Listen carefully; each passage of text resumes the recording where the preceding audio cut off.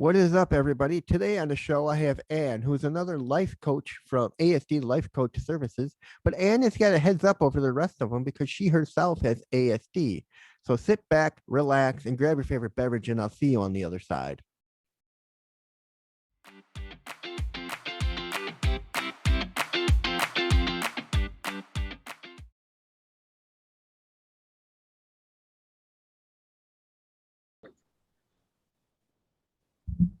Hello, everybody, and welcome to another edition of Inside the Asperger Studios Presents Stories. Today, I'm joined with me, Ann. Ann is an ASD life coach who's got a little something extra to help her out. That is, she's also on the spectrum herself. Welcome to the show, Ann. Thank you so much for having me. It's wonderful to be here. Not a problem. Let's start up with something small. Where did you grow up? I was born in Washington, D.C., and I grew up in South Florida in what was then a small town called Port St. Lucie. And I moved back to the D.C. metro area in 2000. So while, yes, I did technically grow up in Florida, I do not claim it. I just can't. What was your life like there? It was different. It was pretty isolated sometimes growing up because I didn't know back then what made me different. I would say when I got to middle and high school, I kind of realized, especially where I went to high school, it was definitely rebel flag waving country. So it was a little unnerving and I did not fit in any way. All right. What was your relationship like with your parents? My parents and I always loved one another, but we didn't always understand one another. So that sometimes made for difficulty. Now, as far back as you can go, do you remember when you got diagnosed and what your own feelings of what that revelation was? Did it like kind of open up like, oh wow, this is why I am the way I am? Yes, it was fairly recent. I learned it December 17th, 2018. And I talked with and got kind of a verbal confirmation from a diagnostic psychologist that I'd known and who'd known me for probably about 15 years. And I had been reading up for, I'd say, about a year or two prior to talking with her on Asperger's. And I'm like, oh, wow, this really fits. But when I was growing up, that term, it existed, but people didn't talk about it in the 80s and 90s. And it didn't hit the Diagnostic Statistical Manual until 1994. And at that point, I was already living on Mhm. my own, going to college and working. So they're like, well, she functions well enough. And so when when I spoke to the diagnostic psychologist, she told me it was a revelation, and a good one, I would say. I felt liberated to kind of know, why I was the way I was. Okay. Did you have a smooth transition from childhood to adulthood? I wonder, does anybody? But for me personally, I would say no, not really. But what helped me was, I think, my fierce determination to, you've heard the saying, nevertheless, she persisted. I would say that applies. So that definitely helped to kind of have that, going to do it regardless. All right. What makes you feel inspired to be your best self? I would say when I'm helping others recognize the positive aspect of their differences and play to their strengths. All right. Finish this sentence. I am at my best when. When I am surrounded by people I love who make it a point to uplift one another. Okay. If you can turn back time, Ann, and talk to your 18-year-old self, what would you tell him? What would you tell her and why? I would I would say it's it's going to be okay. You'll learn what you don't know, and there's nothing wrong with you. All right. If you can have a billboard with anything on it, what would it be and why? I would say that I would have on the billboard, and I didn't write the statement, but be yourself, everyone else is taken. And I would say that because I think everybody does have something to offer this world. Well, it's like me and you. I mean, we both think on the same philosophy of AS having autism is something you should be proud of. It's something we're unique.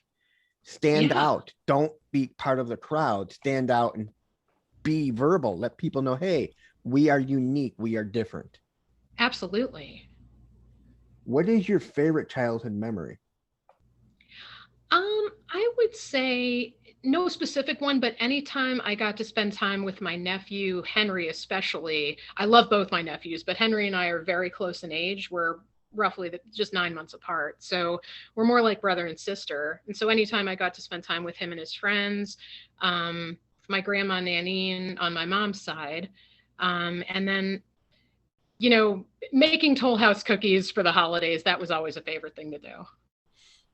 Tell me about three influential people in your life and how they impacted you.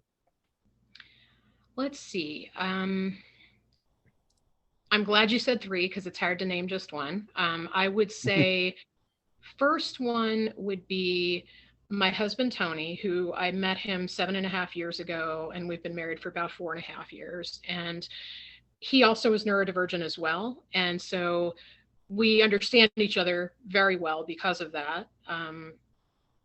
As you know, like ADD and autism have a lot of overlap. So that's a good thing. And I think what I love most about him is even when things have been difficult, he's never given up on us, and really neither have I. So it's like we've kind of we just kind of function as a team. So I'm very, very grateful for that. Another person who one of my best friends, Matthew, I've known for 18 and a half years. And he too is neurodivergent. So it very much, but I mean, when I met him, neither one of us really knew, neither one of us knew why, but we all just seemed to get each other, which is great. And let's see, a third person, there's so many people. So for all of those who I can't name, I hope you know who you are. Um, I would say probably, um, I would say maybe I love both my sisters very, very much. And they've both helped me a great deal. Um, I would say my sister Denise, because she and I are very similar, we're both highly sensitive individuals. So we both have a strong need to want to communicate and process information out and not have any hard feelings between anyone in our lives. All right. Do you have a favorite subject in school? In high school, I would say English and vocabulary. And in college, I would say anything psychology and sociology related were my favorites. All right. Would you consider yourself an introvert or an extrovert? I used to think extrovert, but no, I definitely am an introvert. I can definitely talk, but it's one of the things that I need to recharge after spending time with folks.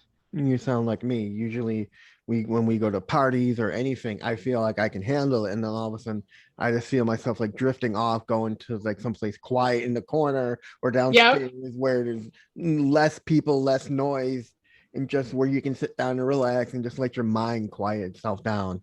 that's absolutely true. That's how I am too. Um, if you could be remembered for one thing, what would it be and why?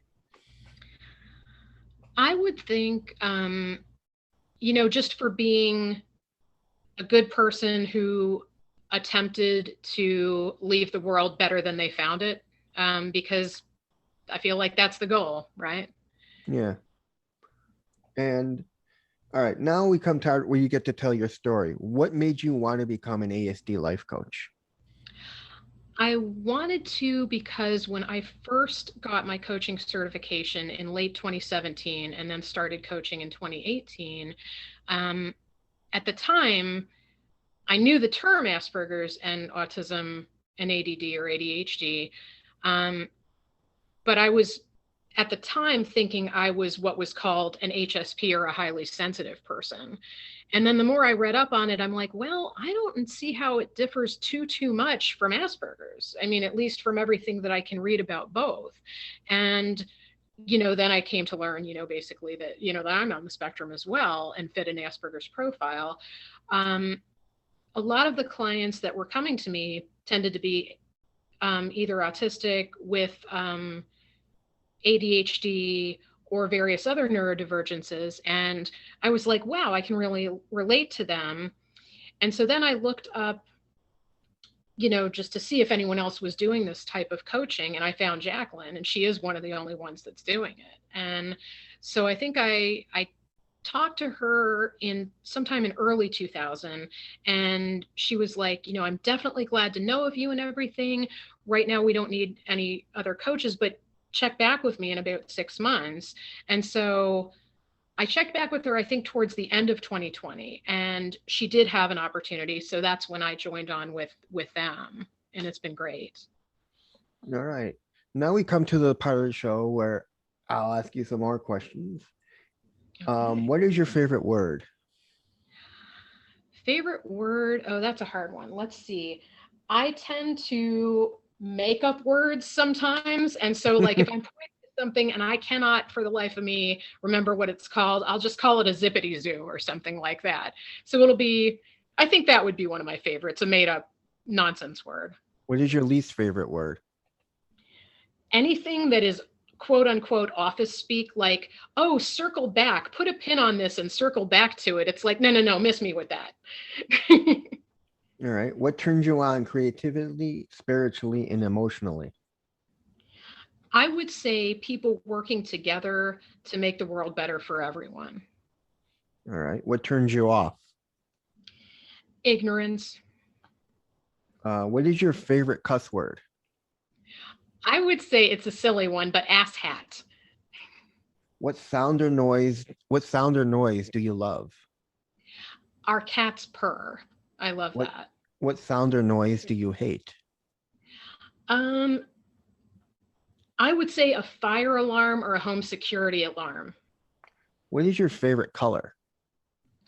I love purple, and I also kind of love the colors of the rainbow. What is your least favorite color? Got to go with Francisco on this and say beige. What profession other than your own would you like to attempt? I would love to be the singer of a rock band. What profession would you not like to attempt?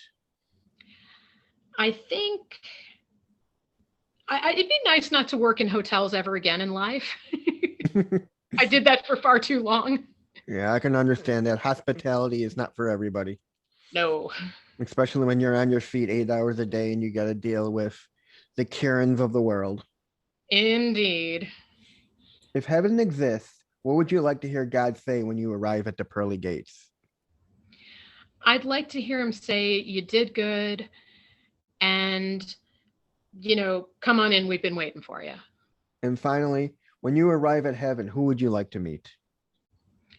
I would like to meet all of those who have gone before me, including my dad, who we call a sister, one woman that we call a sister from a different Mr. Sherry, who passed on, and all of my furry and finned animal friends who have gone before me. And that's it. Everyone, that was another episode of Inside the Asperger Studios Presents Stories with Anne. Thank you so much, Anne. Thank you, Reed.